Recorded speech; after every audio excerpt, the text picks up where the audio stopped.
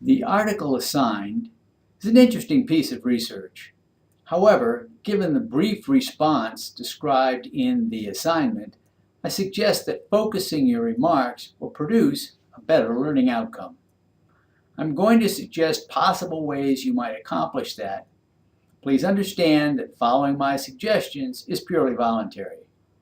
I am motivated to make these suggestions for two reasons.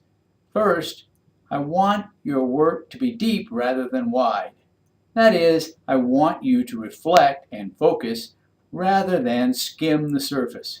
Second, while the theoretical approaches discussed in the paper are interesting, they do not form the core of current practice in the United States.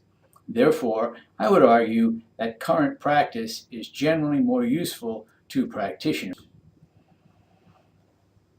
First, I'm going to briefly list the different conceptual approaches or definitions of government performance. I'll follow that with the fields the authors select as examples. Then I will provide a few suggestions that I hope will facilitate your learning process.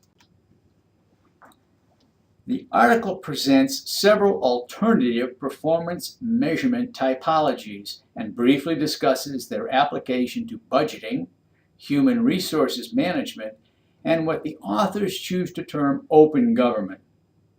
While I will accept and review fairly a submission based on any of the performance definitions, let me suggest that the mainstream definition is probably of the greatest interest and applicability to practitioners.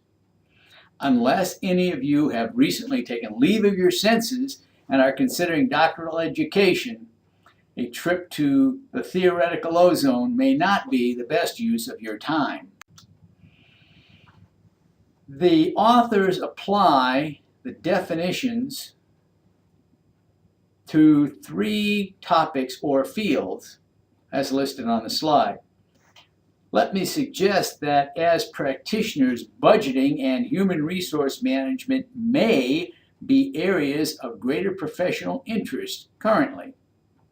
The author's use of the term open government does have links to issues with which you will be confronted, including accountability and transparency. You might choose to address those elements or any of the other elements, such as accessibility and responsiveness, our authors include under the open government field.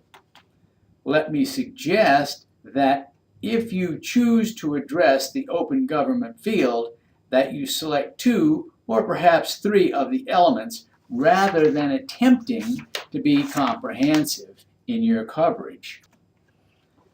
Finally, let me make a few suggestions in terms of the format of your paper and what should be contained in there. The assignment requires 3 sections as listed on the slide. In the interest of having you focus, I suggest that you stick to mainstream definition or one of the alternatives in your summary. You may be able to fit in 2 if you can be comprehensive within approximately 500 words. A focused summary provides much more insight into your understanding of the definition and forms a good basis for your critique. I suggest that you frame your critique by focusing on, as I said before, 1 or 2 of the fields if you decide to use the mainstream approach.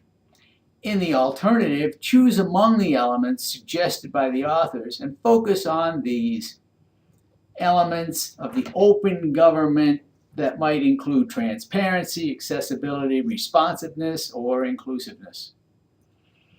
Your application section grows from the focus, summary, and critique.